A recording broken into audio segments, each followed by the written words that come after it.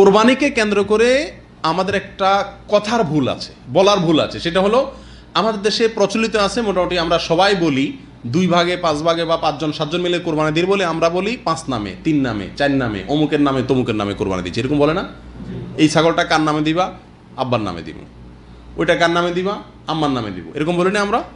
বা এই গরুটা কয় ভাগে হবে, কয় নামে হবে? বলে 5 নামে হবে, 3 নামে হবে। এই কথাটা বলার ভুল, যদিও বলার ভুল, এখানে বড় কোনো সমস্যা নেই, নিয়ত সাফ আছে। তারপরেও এই ভুলটা আমাদের সংশোধন করা উচিত। এটা বলা উচিত 5 জনের পক্ষ থেকে, 3 জনের পক্ষ থেকে, বা আব্বার পক্ষ থেকে, আম্মার পক্ষ থেকে, এভাবে বলা উচিত।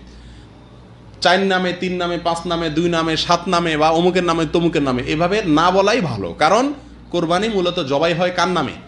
আল্লাহর নামে, এক নামে, এবং সেটা হলো আল্লাহর নাম। অতএব 4 নাম, 5 নাম, 7 নামে কথাটা কি না? সঠিক না। যদিও এখানে কেউ আল্লাহর নামের জায়গায় এই নামগুলো বসাচ্ছে না, তাহলে তো শিরক হতো। অতএব সেই হিসাবে এটা বললে শিরক হবে না, কিন্তু এটা বলার ভুল, এটা পরিহার করা উচিত।